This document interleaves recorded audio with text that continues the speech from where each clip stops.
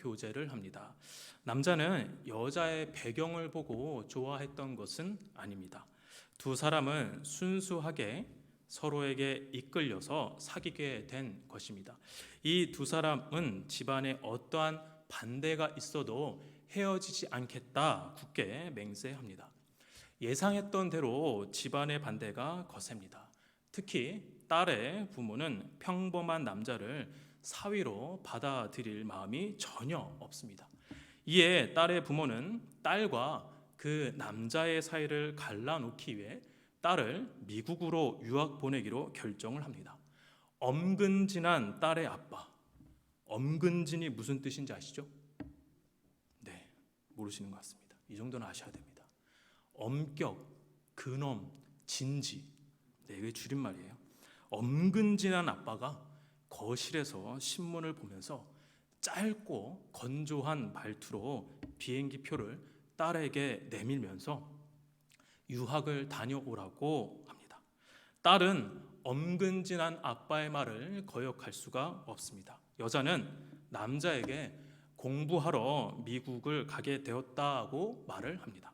시간은 금방 지날 것이고 우리의 사랑을 누구도 방해할 수 없다고 이야기합니다. 그러면 부모님의 마음도 변할 것이다 라고 말합니다. 절대 마음을 바꾸지 않겠노라. 영원히 그 마음 변치 않겠노라. 서로 굳게 맹세합니다.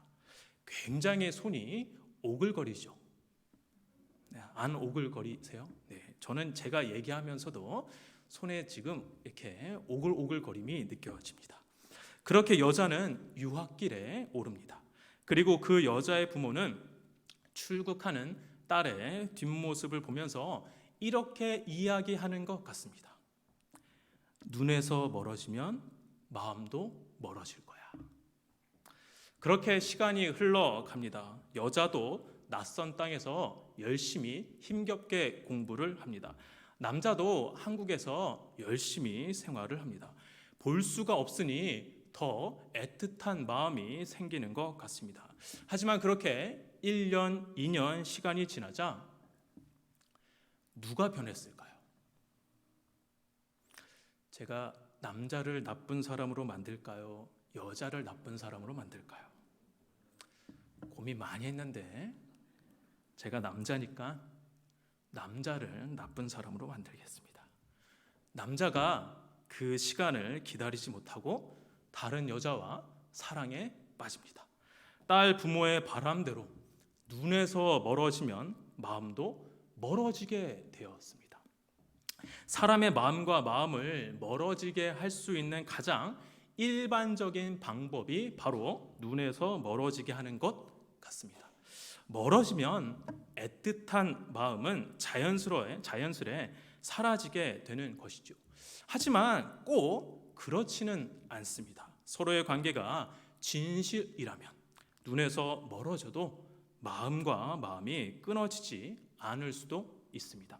진실한 관계라면 시간이 한참 흘러 눈에서 멀어지더라도 마음은 오히려 더 가까이 갈 수가 있습니다. 그렇다면 하나님과 특별한 관계에 있는 이스라엘 백성들은 이 믿음의 대상이 눈에 보이지 않을 때에 마음이 멀어지지 않고 더 가까이 갔을까요? 오늘 본문 1절에서 이스라엘 백성들이 이 애간장이 타는 상황이 생깁니다. 1절 상반절만 보시겠습니다. 이렇게 나와 있습니다. 백성이 모세가 산에서 내려오미 더딤을 보고. 지금 모세는 산에 있습니다. 그렇다면 언제 올라간 것일까요? 출애굽기 24장 18절입니다. 같이 한번 읽어 보실까요? 네. 24장 18절입니다. 같이 한번 읽어보겠습니다. 시작. 모세는 구름 속으로 들어가서 산 위에 올랐으며 모세가 40일 40야를 산에 40일 전에 산 위에 올라갔다고 말을 하고 있습니다. 이 산이 바로 시내산입니다. 그러면 시내산에서 지금 모세는 무엇을 하고 있습니까? 하나님은 시내산에서 모세에게 출애굽기 25장에서 31장까지 성막을 어떻게 짓는지, 제사장은 어떠한 옷을 입고 일을 해야 하는지, 제사는 어떻게 지내야만 하는지, 안식일은 어떻게 지내야 하는지 상세하게 말씀하고 계십니다. 그리고 말씀을 다 마치신 이후에 이 증거판을 모세에게 주십니다. 출애굽기 31장 18절 한번 보실까요? 같이 한번 읽어보겠습니다. 시작. 여호와께서 시내산 위에서 모세에게 이르시기를 마치신 때에 증거판 둘을 모세에게 주시니 이는 돌판이요 하나님이 친히 쓰신 것이더라. 이렇게 40일 동안 모세는 시내산에서 하나님과 깊은 만남을 갖고 있었던 것입니다. 이제 모세는 하산에서 하나님께서 말씀해 주신 대로 성막을 건설한 후 이 돌판을 성막의 지성소에 안치하면 모든 것이 순조로워지는 것입니다. 그런데 모세의 기대와는 달리 산 밑에서 모세를 기다리고 있던 백성들이 지금 요란스럽습니다. 시내산에 올라간 모세가 깜깜무소식이니까 백성들이 아론에게 말도 안 되는 일을 요청을 합니다. 오늘 본문 1절 중반절입니다. 제가 읽어보도록 하겠습니다. 우리를 위하여 우리를 인도할 신을 만들라. 지금 이 백성들이 아론에게 무엇을 만들어 달라고 합니까? 네, 신을 만들어 달라고 요구하고 있습니다. 사실 이스라엘 백성들은 하나님께 굳게 맹세한 사람들입니다. 그 맹세를 화면을 통해 한번 보실까요? 네, 출애굽기 19장 7절과 8절, 그리고 출애굽기 24장 3절과 7절에서 그들의 맹세가 나타납니다. 네, 제가 한번 읽어보겠습니다. 19장 7절에서 8절, 노란색 부분만 제가 읽어볼게요. 여호와께서 명령하신 대로 우리가 다 행하리이다. 출애굽기 24장 3절입니다. 여호와께서 말씀하신 모든 것을 우리가 준행하리이다. 출애굽기 24장 7절입니다. 여호와의 모든 말씀을 우리가 준행하리이다. 일구이언이라는 말이 있죠. 일구이언, 한 입으로 두 말한다 라는 의미인데, 지금 이 이스라엘 백성들이 딱 일구이언하고 있습니다. 하나님의 말씀을 지킬 것을 약속했는데 이제는 하나님이 아닌 자신들을 인도할 신을 만들라고 요구하고 있는 것입니다. 이거 지금 너무한 거 아닙니까? 그런데 더 너무한 말을 합니다. 1절 하반절입니다. 이 모세 곧 우리를 애굽 땅에서 인도하여 낸 사람은 어찌 되었는지 알지 못함이라. 지금 한글 성경에는 지금 뉘앙스가 잘 느껴지지 않습니다. 그런데 여기서 이 모세라고 표현된 이 히브리 원어에는 사람을 가리키는 지시대명사 이가 나타나는데요.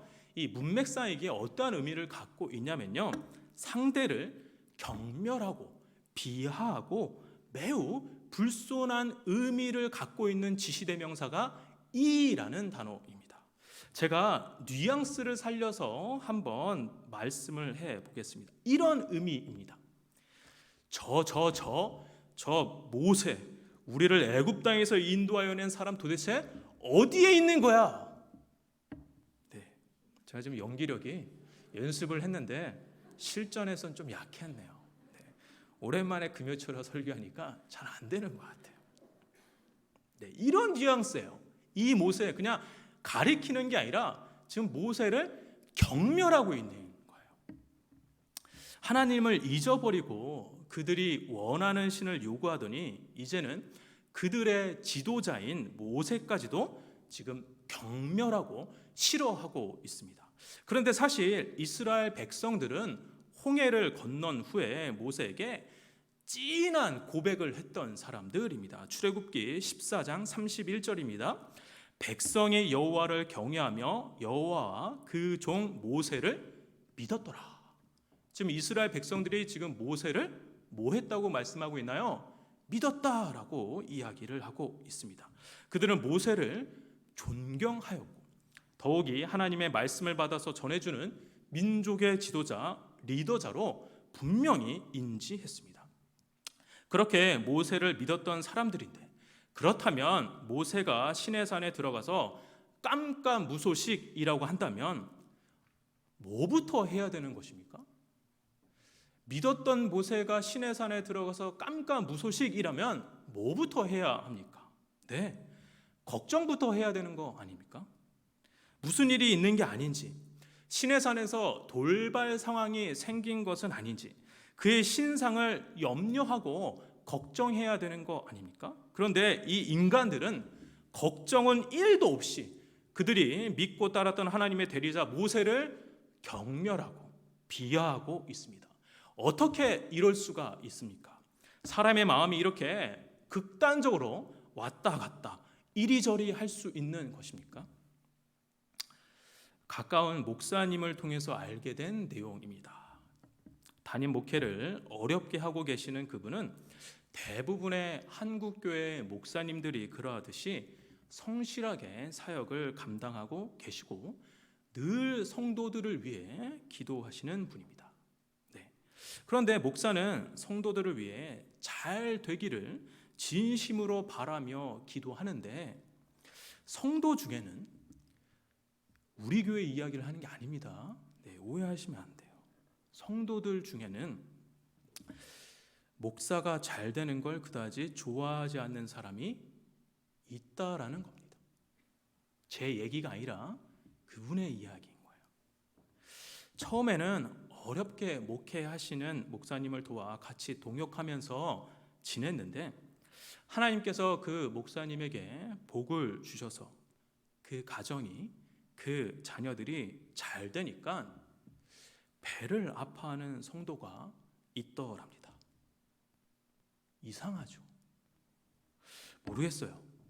그분들이 어떠한 마음으로 그러셨는지는 모르겠지만 또한 한쪽 말만 듣고 판단할 수는 없지만 사람은 존경과 신뢰를 하다가도 정반대인 악한 감정을 동시에 갖고 있을 수도 있다라고 저는 생각합니다. 이런 관점으로 보니까 이스라엘 백성들이 모세를 믿고 따르고 존경하는 마음도 있었겠지만 다른 한편으로는 정반대의 감정을 가질 수도 있다라고 생각이 들었습니다. 다시 본문으로 돌아와서 백성들이 모세를 깎아내릴 때 모세를 보호하고 모세를 지켜야 할 그의 형 아론은 백성들보다 더 정신 나간 행동을 합니다. 오늘 본문 2절 한번 같은 목소리를 읽어보실까요? 시작.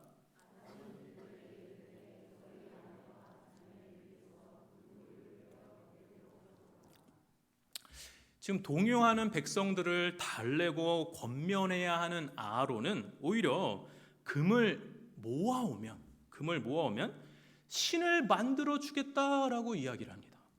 이러자 백성들은 혼연일체, 일심동체, 이신전심으로 합력하여 선을 이루는 게 아니라 악을 이룹니다. 3절입니다. 모든 백성이 그 귀에서 금고리를 빼어 아론에게로 가져가매. 신을 만들기 위해 아낌없이 지금 뭘 하고 있습니까? 헌금을 하고 있는데 악을 행하는 데 있어 똘똘 뭉치는 모습을 보이고 있습니다. 이렇게 모은 그들의 헌물을 가지고 아론은 금송아지를 만듭니다. 4절 상반절입니다. 아론이 그들의 손에서 금고리를 받아 부어서 조각칼로 새겨 송아지 형상을 만드니. 전도사 시절에 어느 집사님이 저에게 이런 질문을 하셨어요. 오늘 말씀을 준비하면서 생각이 났습니다. 그 집사님이 저에게 전도사님, 아론이 애굽에서 오랫동안 살았을 텐데 금송아지를 만드는 방법을 어떻게 알았을까요? 그렇죠. 어떻게 만들었을까요? 아론이 금송아지를 뚝딱 만들어낼 수 있었던 것은 아마 아론이 애굽에 있을 때 우상 주조와 관련된 일을 했을 것이라고 추측을 할 수 있습니다.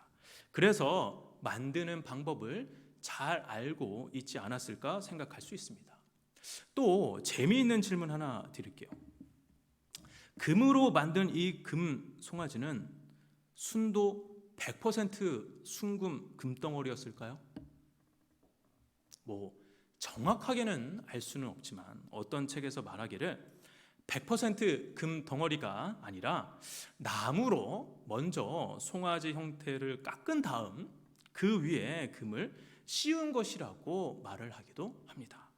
100% 순금 덩어리인지 겉만 금인지 그것은 중요하지 않습니다. 중요한 것은 이들이 금송아지, 즉 우상을 만들고 있다라는 사실이 중요한 것이죠.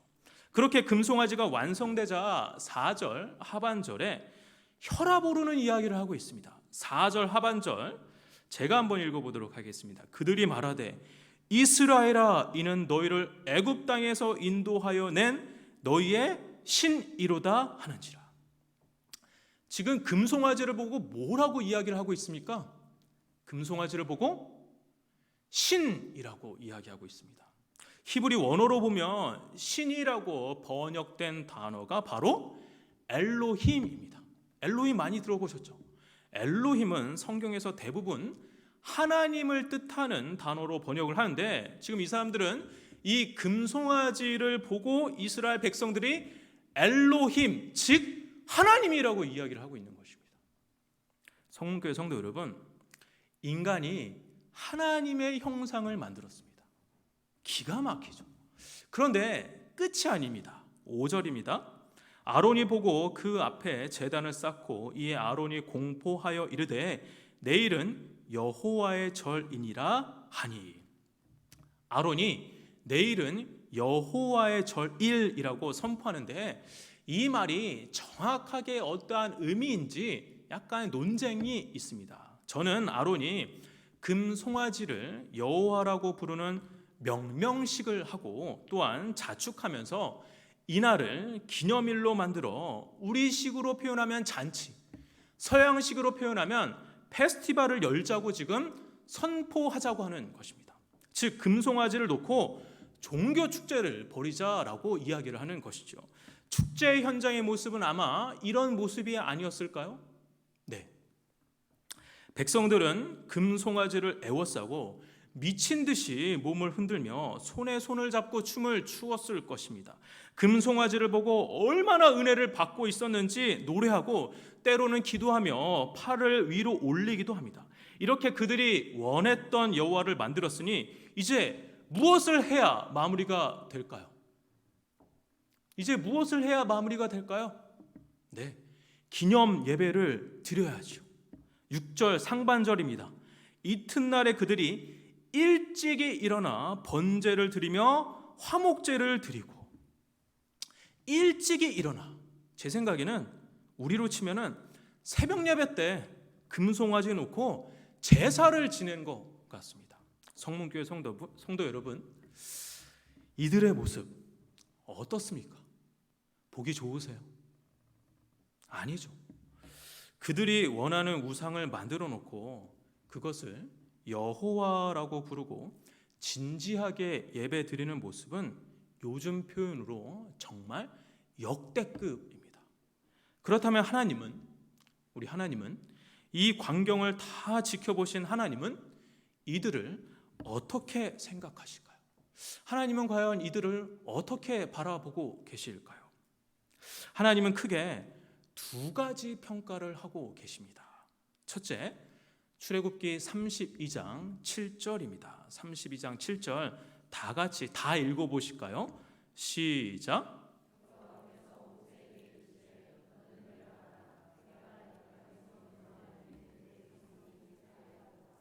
네, 하나님은 이스라엘 백성들을 보고 뭐 하고 있다라고 보고 계십니까? 부패하였다라고 보고 계십니다. 부패하다라는 원어의 의미는 타락하여 행동하다, 파괴하다, 죽이다라는 의미가 있는데 이 의미들을 이어서 해석해 보면 하나님이 보시기에 그들은 타락한 행동을 하여 하나님과의 관계를 파괴하였고 그리하여 영적으로 죽음의 상태라고 해석해도 좋을 것 같습니다.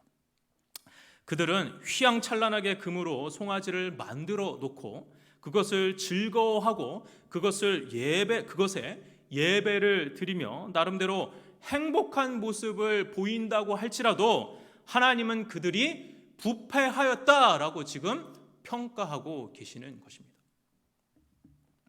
둘째, 하나님의 평가는 출애굽기 32장 8절에 있습니다. 같이 한번 읽어보실까요? 다 한번 읽어보도록 하겠습니다. 시작.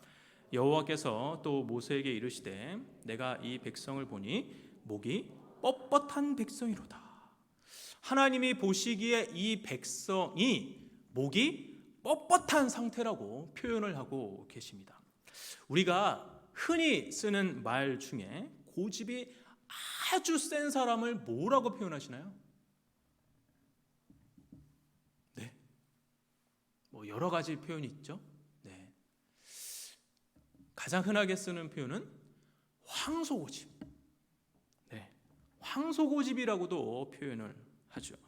어렸을 때 시골에서 이 황소가 길막을 하고 있는 것을 본 적이 있습니다. 시골길에 황소가 딱 앉아서 꿈쩍도 안 하고 있으면 오도 가도 못합니다. 엉덩이를 치고 소리를 질러 봐도 도무지 말을 듣지 않습니다. 즉 누구의 말도 듣지 않고 고집 피우고 반항하는 이미지, 그것이 바로 뻣뻣하다라는 표현의 의미입니다. 즉 하나님이 보시기에 이스라엘 백성들은 고집이 황소고집인 거예요. 하나님을 반항하는 상태, 즉 목이 뻣뻣한 상태가 바로 이스라엘 백성들의 모습인 것입니다. 이렇게 하나님은 이스라엘 백성들에 대해 그들이 부패하였고 목이 뻣뻣한 상태라고 평가하셨습니다. 그렇다면 이제 중요한 것은 하나님이 이들을 가만히 보고만 계셨을까요? 하나님이 이들을 그저 가만히 보고만 계셨을까요? 10절 중반절입니다.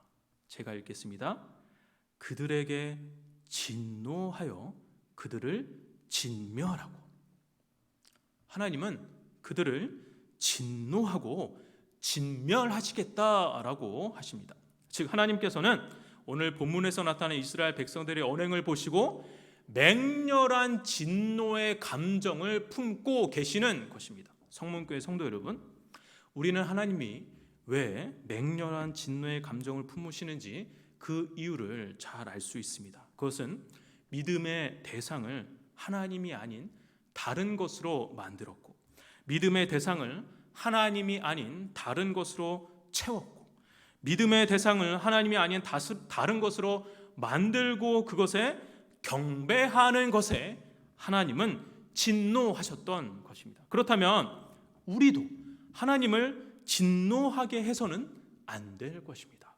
저는 오늘 하나님이 진노하시지 않기 위한 우리가 경계하고 피해야 할 두 가지를 말씀을 드리고 설교를 마치도록 하겠습니다. 첫째, 성문교회 성도 여러분, 믿음의 대상을 분명히 하십시오. 같이 한번 따라해 보실까요? 믿음의 대상을 분명히 하자. 붙여서 하겠습니다. 믿음의 대상을 분명히 하자.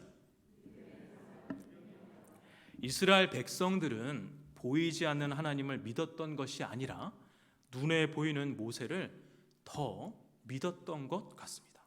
그래서 모세가 보이지 않자 무엇이라도 만들어서 의지하고 싶어 했습니다. 그래서 금송아지를 만들고 그들의 신으로 삼았던 것입니다. 여기에서 우리는 인간의 본능적인 성향을 파악할 수 있을 것 같습니다. 인간은 보이지 않는 것보다 보이는 것을 더 선호하죠. 보이지 않는 것보다 보이는 것을 더 선호하기 마련입니다. 그래서 믿음의 대상이 흐릿해지면 인간은 누구든지 금송아지를 만들어낼 수 있습니다. 큰 거, 작은 거, 한 개만 만드는 게 아니라 한 개, 두 개, 세 개, 여러 개를 만들어낼 수 있습니다. 내 마음 속에서, 내 생각 속에서 놀랍게 금 송아지를 생산해 낼 수 있는 능력을 갖고 있는 것이 바로 저와 여러분 인간의 마음입니다. 우리의 이러한 속성을 잘 알고 계시기에 하나님은 우리에게 꼭 지켜야 할 것을 말씀하셨습니다. 출애굽기 20장 3절과 5절입니다. 네, 좀 길지만 한 목소리로 읽어보도록 하겠습니다. 시작.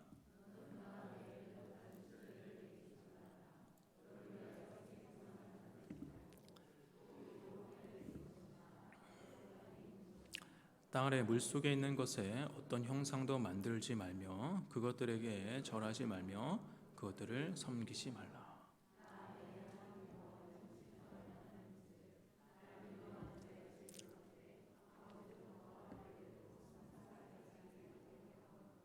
네, 이 말씀 익숙하시죠? 네, 10계명의 1계명과 2계명입니다. 인간은 우상에 쉽게 빠져들 수 있고 또한 이 문제를 해결하기 전에는 하나님을 바로 섬길 수 없기에 10계명의 1계명으로 최우선적으로 하나님만을 섬길 것을 명령하신 것입니다. 따라서 우리는 매우 경계해야 합니다. 이 당시 이스라엘 백성들만 금송아지를 만들 수 있는 것이 아니라 저와 여러분도 금송아지를 만들어낼 수 있습니다. 둘째, 성문교회 성도 여러분, 마음에서 하나님이 멀어지면 우리는 100% 죄에 가까이 갈 수밖에 없습니다. 마음에서 하나님이 멀어지면 우리는 100% 죄에 가까이 갈 수밖에 없는 그러한 존재들입니다. 코로나 시국으로 인해 우리는 예배를 온전히 드리지 못하고 있습니다. 그러다 보니 예배를 드리시는 성도님보다 드리지 않는 분들이 더 많아졌다라고 생각이 듭니다. 그런데 예배를 드리지 않는 성도님 중에 은연중에 이런 생각을 하시는 분들이 계실지 모르겠습니다. 예배 안 드려도 아무 일 안 생기네. 예배 안 드려도 아무 일 안 생기네. 맞습니다. 예배를 드리지 않는다고 해서 우리 일상에 금세 금방 큰 일이 생기지 않습니다. 그러나 예배를 드리지 못하면, 예배를 드리지 않으면 다른 차원의 큰 문제가 우리에게 서서히 들어오게 됩니다. 예배를 드리지 않아 생기는 가장 큰 문제는 나의 죄를 하나님 앞에 회개하지 않는다라는 점입니다. 그래도 예배를 드릴 때에는 한 주간의 삶을 뒤돌아보면서 나의 죄를 회개하고 바른 길로 가기 위해 다짐도 했었습니다. 예배를 통해서 죄를 깨닫고 죄가 보이며 죄를 멀리하고자 하는 다짐의 시간을 보내기도 하였습니다. 그런데 예배가 눈에서 멀어지고 마음에서도 멀어지니까 우리 삶 속에 있는 죄가 이제 더 이상 느껴지지도 않습니다. 죄가 보이지도 않고 느껴지지도 않기에 죄를 회개치도 아니합니다. 그러다 보면 자연스레 죄가 우리에게 영향력을 점점 더 확장하는 삶을 살 수밖에 없습니다. 성문교회 성도 여러분, 예배 안 드려도 큰 문제 일어나지 않는다. 아무 일 없다더라. 이 사탄의 속삭임에 귀를 기울이지 마십시오.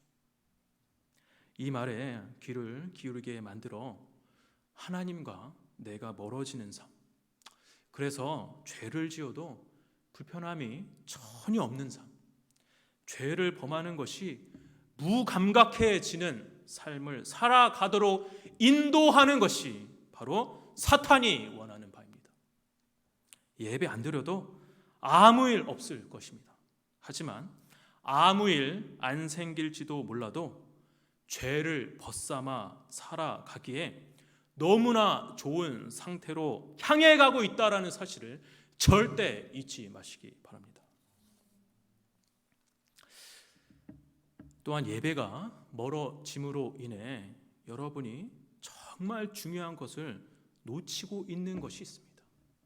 그것은 바로 하나님께 영광 돌리는 일이 사라지는 것입니다.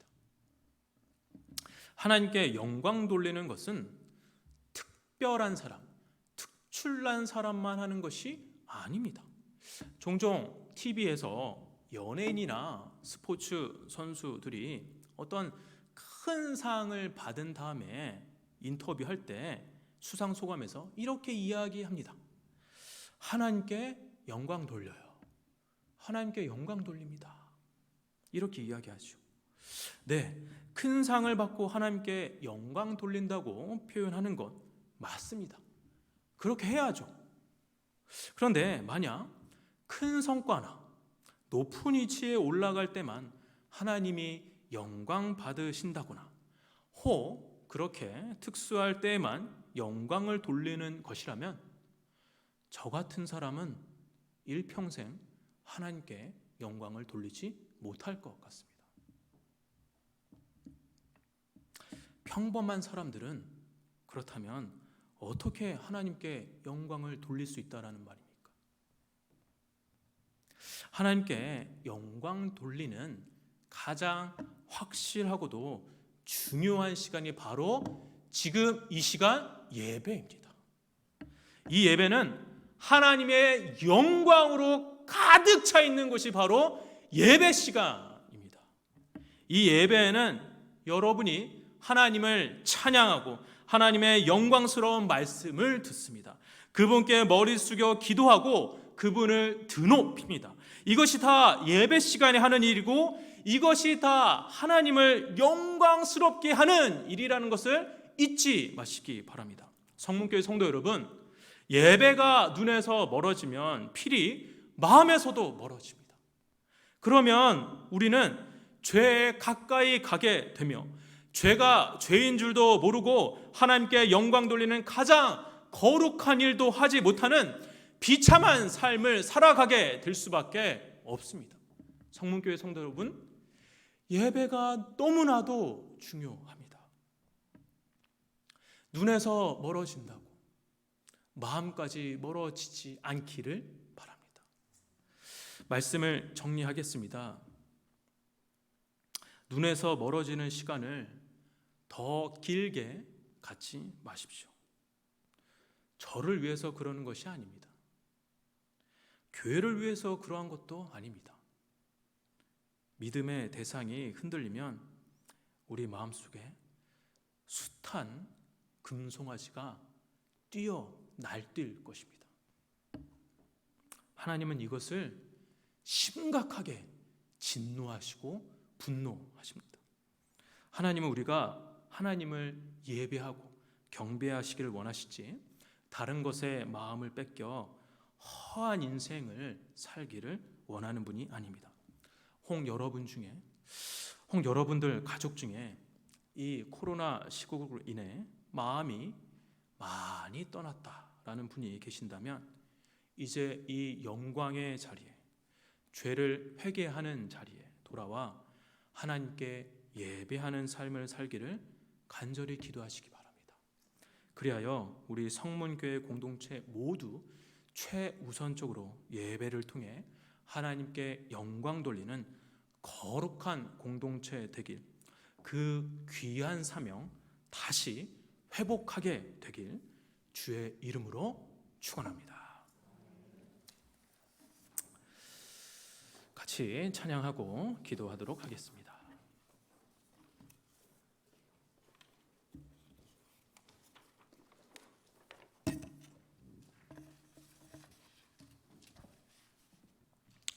우리 마음속에 여러분이 어떠한 금송아지들이 있는지, 그 금송아지들을 어떻게 키우고 계시는지, 그 금송아지를 왜 내려놓지 못하는지 우리가 그 마음속으로 깊이 생각해 보시면서 같이 내가 주인 삼은 찬양 드리겠습니다.